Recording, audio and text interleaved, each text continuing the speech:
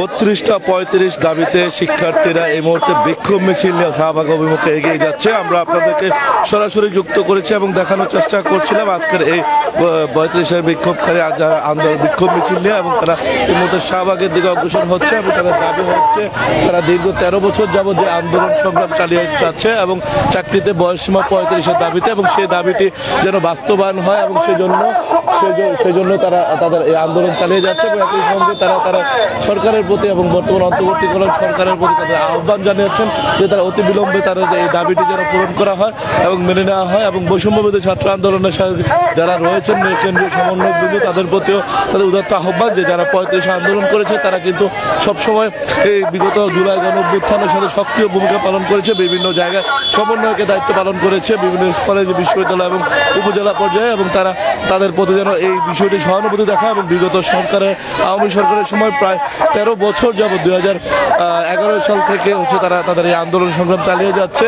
এবং চাকরির বয়সসীমা 35-এর দাবিতে, এবং যেটি সারা বিশ্বব্যাপী বিভিন্ন দেশে এখন পর্যন্ত 30-এর অধিক সময়ে কিন্তু অনেকে চাকরিতে সরকারি চাকরিতে আবেদন করার সুযোগ পায়, কিন্তু তারা বাংলাদেশে শুধু কেন থাকবে না এমনটা তাদের দাবি, এবং সেখান থেকে তারা তাদের আন্দোলন সংগ্রাম অব্যাহত রেখেছে এবং তারা আন্দোলন সংগ্রাম চালিয়ে যাবে। এই মুহূর্তে তারা শাহবাগের দিকে এগিয়ে যাচ্ছে তাদের এই বিক্ষোভ সমাবেশ নিয়ে আমরা আপনাদেরকে সরাসরি যুক্ত রেখেছি। এবং এই মুহূর্তে যদি দেখানোর চেষ্টা করছিলাম যে তারা তাদের স্লোগান দিচ্ছেন এবং সেই স্লোগানে উত্তাল হয়ে উঠেছে পুরো শাহবাগ কেন্দ্রিক, এবং তারা রাজু ভাস্কর্যের সামনে তারা একটা সংযুক্ত সমাবেশ করে বেলা 4টার দিকে, এবং সেই সমাবেশ শেষে তারা শাহবাগের দিকে অভিমুখে তাদের এই কর্মসূচি পালন করছে। এবং ইতিমধ্যে আপনারা দেখেছেন যে তাদের এই সংগ্রামের জন্য তারা দীর্ঘদিন যাবত লড়াই করছে, এবং তারা তাদের যে ব্যানারটি রয়েছে আমরা যদি একটু লক্ষ্য করি যে চাকরির বয়সসীমা আবেদনের বয়সসীমা জনপ্রশাসন সংস্কার কমিটির সুপারিশে দ্রুত বাস্তবায়ন এবং বিভিন্ন ক্ষেত্র বিশেষে যেমন শিক্ষা, জুডিশিয়ারি, চিকিৎসা, আইসিটি এবং গবেষণা বিভিন্ন জায়গাতে উন্মুক্ত রাখা, অর্থাৎ যে চাকরির বয়সসীমা 35 করা এবং বিভিন্ন সরকারি যে দপ্তরগুলোতে স্বল্পভাবে যারা আবেদনের যে ফিটা রয়েছে, এবং ইতিমধ্যে আপনারা জানেন যে সরকার সব জায়গা থেকে হচ্ছে 200 থেকে 500 টাকার মধ্যে নির্ধারণ করেছে, এবং যেটি হচ্ছে বিভিন্নভাবে হচ্ছে তাদের যে আবেদনের ফিটা কিন্তু ইতিমধ্যে কমিয়ে এনেছে। তবে তাদের যে দাবিটি এবং সেই দাবিটি বাস্তবায়নের জন্য তারা আবারও রাজপথে লড়াই করছে, এবং ইতিমধ্যে আপনারা জানেন যে দীর্ঘ বছর যাবত তারা তাদের আন্দোলন সংগ্রাম চালিয়ে যাচ্ছে, এবং যে সংগ্রামের প্রেক্ষিতে তারা ইতিমধ্যে সরকারের পক্ষ থেকে 32 করা হয়েছে। তবে 32-এর বিষয়টি তারা প্রত্যাখ্যান করেছে, এবং তারা বলছিলেন যে তারা 32 চাচ্ছিলেন না, কারণ হচ্ছে তারা 35-এর জন্য তারা দীর্ঘ বছর তারা আন্দোলন সংগ্রাম চালাচ্ছে, এবং সেই দীর্ঘ বছরে যে প্রতিফলন সেটা কীভাবে 32 হয় এবং সেটা নিয়ে তারা প্রশ্ন তুলেছেন, এবং সরকারকে প্রতি এই বিষয় সুনির্দিষ্ট ভাবে হচ্ছে তারা পদক্ষেপ নেওয়ার জন্য আহ্বান জানিয়েছেন, এবং তাদের বেশ কিছু দাবি তারা এখানে রেখেছেন। এবং একই সঙ্গে তারা বারবার বলছিলেন যে তাদের এই দাবি কিন্তু যৌক্তিক, এবং এখানে প্রায় 25 লক্ষ বেকার রয়েছেন, এবং তাদের তার ম্যাক্সিমাম অংশটাই হচ্ছে 35-এর পক্ষে রয়েছে, এমনটা তাদের দাবি রয়েছে। এবং তারা এই মুহূর্তে শাহবাগের অভিমুখে তারা এগিয়ে যাচ্ছে, এবং সেই অভিমুখে কিন্তু ইতিমধ্যে আমরা দেখছিলাম যে একটি ব্রেকেট তৈরি করে রেখেছেন আইন শৃঙ্খলা বাহিনীর পক্ষ থেকে, এবং এখানকার বিশ্ববিদ্যালয় কর্তৃপক্ষ যারা রয়েছে তারাও কিন্তু একটি রয়েছে। একই সঙ্গে যদি আমরা লক্ষ্য রেখে আপনারা দেখেছিলেন যে আজকে এই কর্মসূচি বাস্তবায়নে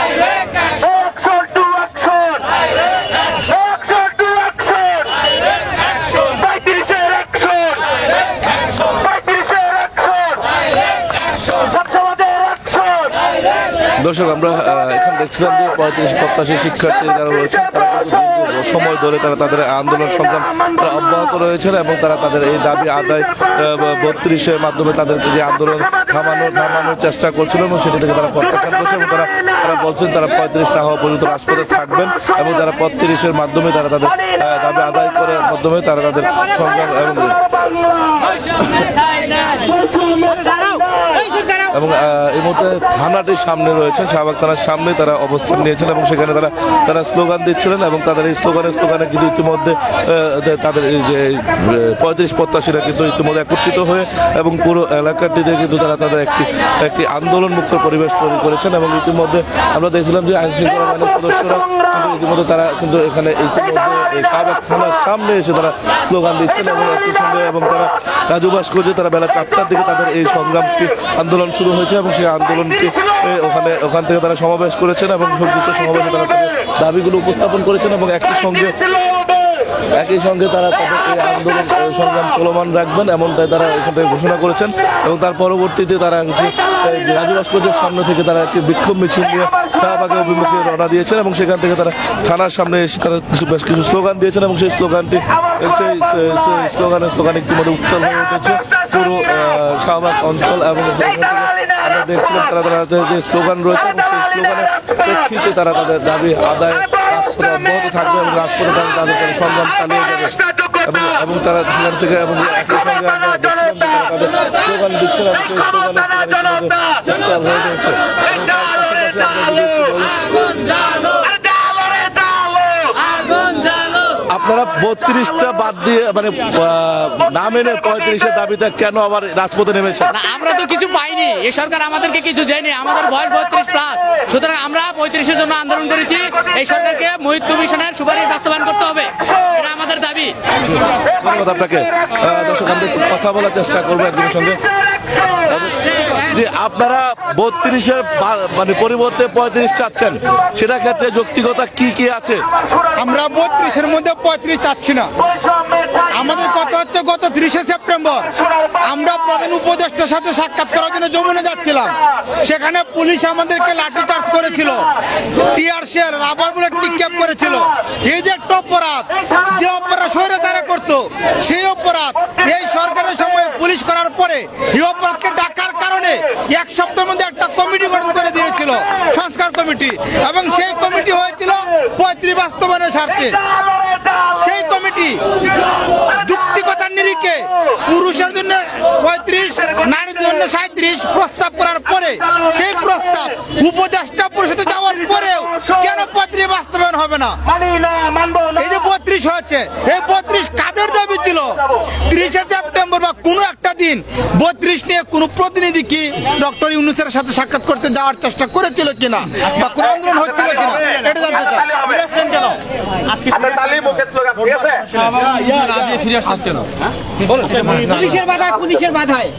আমরা শুনেন একটা কথা বলি, এখানে যাদেরকে দেখতেছেন সবাই অনার্স মাস্টার্স কমপ্লিট। আমাদের আন্দোলনটা দীর্ঘিত কারণ হচ্ছে আমরা নম্র, ভদ্র, শিক্ষিত, মার্জিত। আমরা হাতে ইচ্ছা করে লাঠি নিতে পারি না, আমরা আমরা আগুন জ্বালাতে পারি না, আমরা নৈরাজ্য সৃষ্টি করতে পারি না। এই যে আমাদের যে উত্তম চরিত্র, আদর্শ চরিত্র নিয়ে আমাদেরকে অবহেলা করা হচ্ছে, এটার জন্য লজ্জা লাগার সবচেয়ে বড় কথা হচ্ছে ফিরে আসছি যে এটা আমাদের ফিরে আসার কারণ হচ্ছে আমাদের রুট মার্চ ছিল শাহবাগ থেকে, আমরা শাহবাগ গিয়েছি, এখন আমরা আবার করে দেবো। আমাদের একটা কথা হচ্ছে ব্যাপার, সেটা হচ্ছে সুপারিশ কমিটি সামনে আগে সুপারিশ কমিটি 35 এবং 37 সুপারিশ করার মধ্য দিয়ে প্রমাণ করেছে যে আমাদের দাবিটা যৌক্তিক। প্রশ্নটা হচ্ছে যে কাদের কথায়, কাদের প্ররোচনায় 32 দেওয়া হয়েছে এটা আমরা জানি না। যেহেতু জনগণই সকল শক্তির উৎস, সরকারকে রাজপথে টিম পাঠিয়ে জবাব, এর যুক্তি নিশ্চিত করে যেতে হবে যে কেন 32 দেওয়া হয়েছে। শাহবাগ আপনি জানেন আমাদের এই প্ল্যাটফর্মটা এডুকেটেড প্ল্যাটফর্ম, এই সরকার আমাদেরই, আমরা কোনো সহিংস আন্দোলনের পক্ষে নয়। বারবার আমরা সরকারকে এটা জানান দিয়েছি যে আপনারা নীতি নির্ধারণ পর্যায়ে এর সমাধানে যান। যদি তারা না চায় তাহলে আমরা রাজপথে বৃহৎ আন্দোলন করতে বাধ্য হব। ধন্যবাদ আপনাকে। দর্শক, আমরা কয়েকজনের সঙ্গে কথা বলছিলাম, তারা বলছিলেন যে তারা যে দাবিটা ন্যায্য ছিল, তারা 35-এর জন্য কোনো কিছু চায়নি। যে আমরা একটু জানতে যাচ্ছি যে আপনারা 35-এ দাবি করার পরে 32 করা হইলো, কিন্তু এই 32টা আপনারা না মেনে এখন আবারও আন্দোলন করছেন, সেটা যৌক্তিকতা কি, কেন করছেন? আচ্ছা, এই আন্দোলনটা আজকে 2012 সাল থেকে এখন অব্দি চলতেছে। আমাদের এই দেশে 32-এর কোনো আন্দোলন হয়নি। কেউ বলতে পারবে না যে 32 নিয়ে কোনো আন্দোলন হয়েছে। অথচ এই সরকার আমরা যারা 12 বছর যাবৎ অত্যাচারিত হয়েছে, মামলা শিকার হয়েছে, হামলা শিকার হয়েছে, আজকেও আমরা পুলিশের আমরা বাধাগ্রস্ত হচ্ছি, ব্যারিকেড দিয়ে দেওয়া হচ্ছে, আমরা যেতে পারতেছি না।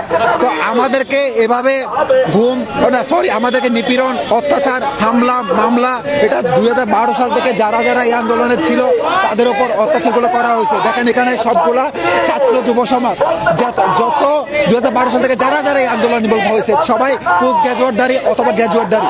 সো এই আন্দোলনের যথেষ্ট যুক্তিকতা আছে। আপনি যদি দেশের বাইরের বিবেচনা করেন, শুধুমাত্র পাকিস্তান ব্যতীত আর বাংলাদেশ ব্যতীত আর কোথাও এই বয়সীমা নাই, যেটা কিনা ন্যূনতম 30-32। তো বাইরের দেশগুলোতে আপনি 35-36-এর বেশি। তো আমি যারা বলতে চাই, কেন তারা 32 দিল, এটা হচ্ছে পুরোপুরি একটা চক্রান্ত। এই সরকার এই আন্দোলনকে নিয়ে এক প্রকার রাজনীতিকরণ করা হয়েছে, কারণ দাবি কেন্দ্রিক। তারা চায় দাবি কেন্দ্রিক দেশ চালাতে। কয়েকটা সমন্বয় যাদের সিদ্ধান্তে এই উপদেষ্টাগুলো এবং আমলাগুলো উঠবোস করতেছে, এক কথায় তাদের কথা উঠে বসে এভাবে দেশ চলতেছে। পুরো একটা দেশের সিস্টেম এই 6 জন সমন্বয়কের মধ্যে। আপনারা জানেন যে এখন আপনারা কি চাচ্ছেন? আপনার স্পষ্ট বার্তাটা কি? স্পষ্ট বার্তা 2012 সাল থেকে এখন অব্দি একটাই, ন্যূনতম 35 এবং ক্ষেত্র বিশেষে উন্মুক্ত। যে এইসব সরকার স্বৈরাচার সরকার বলে আমরা বিবেচিত করি, তারা হচ্ছে যারা কিনা ছাত্র এবং যুব সমাজের এগেনস্টে গেছে, জনতার এগেনস্টে গেছে, আমরা সেটাই মনে করি। এবং এই সরকারকে একটা কথা স্পষ্ট জানা দিতে চাই, এই দাবি অথবা এই সমন্বয়কের মধ্যে যারা এই আন্দোলনে বাধাগ্রস্ত করতেছে বিপি হওয়ার জন্য অথবা এটা নিয়ে রাজনৈতিক দল গঠন করার জন্য, তাদেরকে বলতে চাই, দাবি কেন্দ্রিক এটা দেশ নয়। বাংলাদেশ দাবি ব্যতীত অনেকগুলা ইউনিভার্সিটি আছে, যেখানে কিনা আপনার রাজশাহী ইউনিভার্সিটি, রুয়েট ইউনিভার্সিটি, আপনার চুয়েট আছে এবং অনেক ইউনিভার্সিটি, ন্যাশনাল ইউনিভার্সিটি আছে। সবাই মিলে এই অভ্যুত্থানটা ঘটাইছে। তো তাদের এই দাবিকে উপেক্ষা করে কয়েকটা সমন্বয় মিথ্যাচার চালাচ্ছে যে তারা জরিপ করছে, যেটা কিনা দাবি কেন্দ্রিক রানিং স্টুডেন্টদের, তারা কিনা এখন রাস্তায় নামে নেই, চাকরিতে তারা ট্রাই করে। এখানে যারা আন্দোলনে আসে তাদের সবাই মেধাবী। কেন মেধাবী? তারা লিখিত পরীক্ষা দিয়েছে, তারা কিন্তু ভাইভা দিয়ে জড়ে গিয়েছে। তো তাদেরকে আপনি কোনোভাবেই ইগনোর করতে পারেন না। সো সরকারের উচিত, আমাদের ইউনুস সরকারকে আমরা বেঁচে ভাগ্যক্রমে, এরকম ইউনুস সরকার কিন্তু দ্বিতীয় আরেকজন বাংলাদেশে হবে না, অথবা নাই, ওনার বিকল্প আরেকজন নাই। তো উনি কিন্তু খুব ভালো করে জানেন যে ইন্টারন্যাশনাল যদি আমাদের দেশকে যদি উন্নয়নের দিকে ধাবিত করতে চাই, দেশের আদি প্রেক্ষাপট থেকে বেরিয়ে যদি চেঞ্জিং এর কথা চিন্তা করি, তাহলে এই আন্দোলন যথেষ্ট যৌক্তিক। যদি আমি বাইরের দেশে যাতে তাল মিলিয়ে যেতে চাই, সো খুব সুন্দর কথা। আমাদের দেশে এই মানচিত্রে মেট্রো রেল হবে সেটা আমরা কখনো কল্পনা করিনি, কিন্তু সেটা হয়েছে। কেন?